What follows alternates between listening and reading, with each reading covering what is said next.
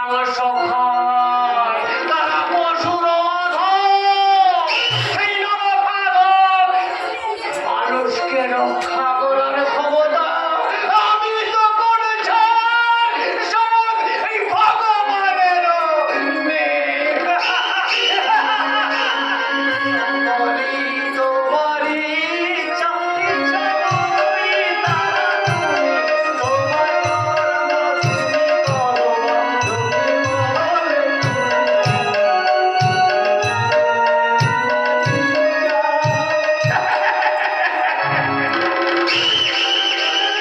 চলে গেল। এখন আমি কি করি? ওই গুন্ডাটা আবার চলে আসতে পারে। ও তো দূরে একটা স্টেশন দেখা যাচ্ছে। আমি বরং স্টেশনেই চলে যাই।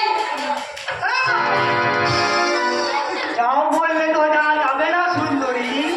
ছাড়ো বাবাজি। তুমি চলে গেলে আমি যে তোমার খালি হয়ে যাব,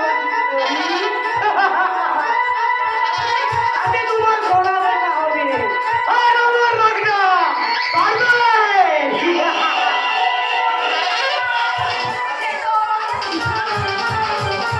আজকে কাছে এসো সুন্দরী, কাছে এসো। তোমার একটা আন্ডারস্ট্যান্ড করি। না, কোনো জানোয়ারের সঙ্গে কোনো মানুষের আন্ডারস্ট্যান্ডিং হয় না। তাহলে নিজের শরীরের দিকে তাকিয়ে তুমি বিচার করো, কে মানুষ আর কে জানোয়ার। তাহলে জানোয়ারও উলঙ্গ থাকে, তুমি তো অর্ধ উলঙ্গ।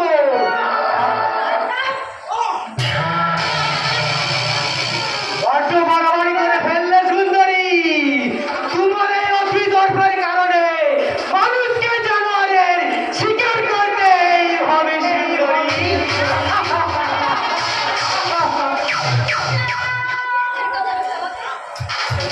আজকে তো বলছি, নইলে তোমায় আমি উচিত শিক্ষা দিয়ে দেবো। উচিত শিক্ষাটা তুমি দেবে না, দেবো আমি। এই উলঙ্গ পোশাক পরে পুরুষকে উত্তেজিত করার ফল তোমায় পেতেই হবে সুন্দরী। আর তোমার পাপের সাজাটা কে দেবে শয়তান? তোমার ঈশ্বর।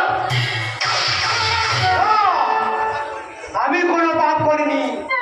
এই মুখগুলো আধুনিকা নারী নামক ওই নাগিনীর ব্যাপারের কাজে উপযুক্ত জবাব দিয়েছি মাত্র। কে কোন পোশাক পরবে তা বিচার করার তুমি কে? তার জবাব আমি তোমায় দেব না।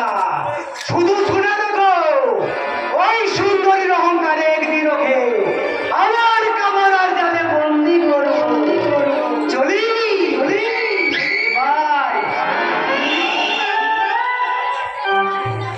জানো আর একটা, এই সব শয়তানদের জন্যই এই শান্ত সৌম্য সুজলা সুফলা জীবনপুর গ্রামের বুকে আজ যেন শ্মশানের মতো নীরবতা বিরাজ করছে।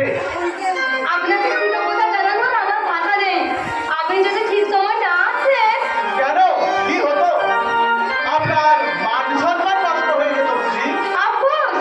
আপনি জানেন না ওই শয়তানটা আপনার কোনো ক্ষতি করতে পারতো না, কারণ অসম্মান তাদের করা যায় তাদের মান সম্মান বলে কিছু থাকে।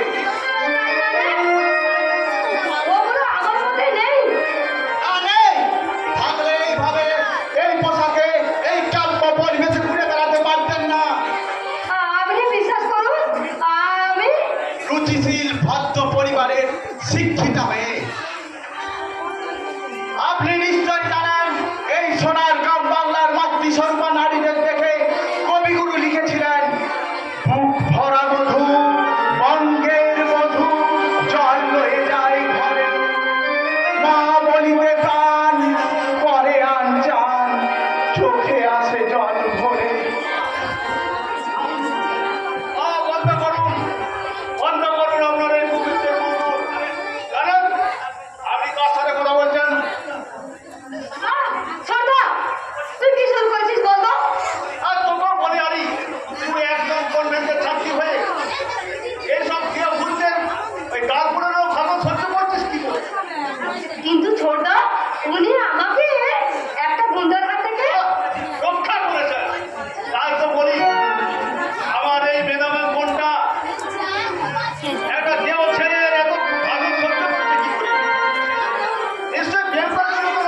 সুরে